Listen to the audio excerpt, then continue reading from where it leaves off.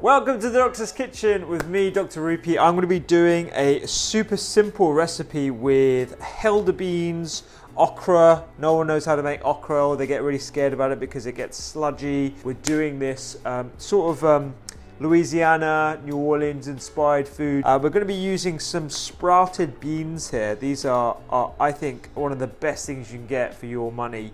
It's super cheap, they're packed full of nutrition, super great protein source and fiber as well. And actually sprouting it releases some of the phytonutrients and makes it a lot more bioavailable.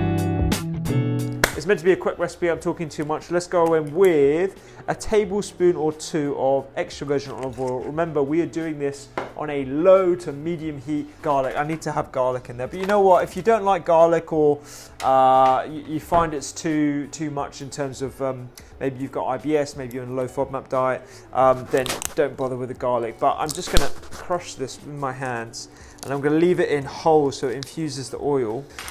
Flatten the knife, crush it, take the skins off, and then I'm just going to break this up and put it into the pan here. So these are Helda beans. These are in season at the moment. We get these all from Europe. A delicious sort of stringless bean. It's part of the legume family. Wonderful source again of fiber. And we're going to finely chop this here. Just again using the claw technique with your hand so it doesn't go everywhere.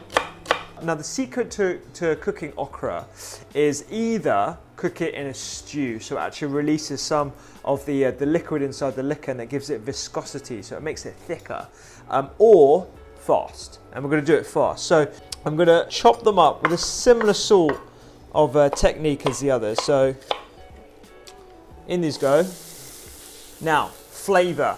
We're going to go with a Creole sort of blend. You can actually use an official Creole blend. It's got paprika in, it's got cayenne pepper, it's got onion salt, garlic powder, but I'm just going to do like a really quick version. So about 2 teaspoons of oregano goes in, half a teaspoon of allspice. Really pungent, this, absolutely wonderful in Jamaican style dishes. Creole has got a lot of influence from West Africa, from the Caribbean, from Spanish as well. That's why you got the paprika in there. It's just indicative of just how many cultures sort of came together in that part of the world. Paprika, we're going to go quite heavy. So this is a sweet paprika, 2 good teaspoons of this, maybe a little bit more at the end. Some seasoning, a good pinch, and some black pepper. Half teaspoon of chili. Herbs, spices are key to adding nutrient density and flavour into your food, because you know when you're cooking with vegetables, you've got to be inventive. These have been cooking for a couple of minutes. We're going to throw in our Helda beans. But you know what? You could also use things like mange tout. You could use sugar snap peas, and just to help things along, you can add a dash of water. But you know what?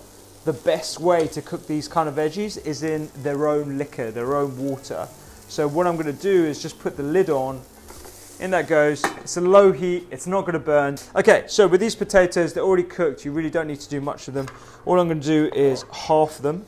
And you know, I always get asked about low carbohydrate diets and you know whether they're useful or not. And I think it is a therapeutic option for people looking to resensitize themselves to insulin, or actually improve things like type 2 diabetes with a clinician, with a nutrition professional, with guidance, because it does mean that you're taking away a lot, especially in the way of whole grains and whole vegetables. And you know, overall the nutrient density of our food is lacking, so we don't want to restrict anyone inappropriately.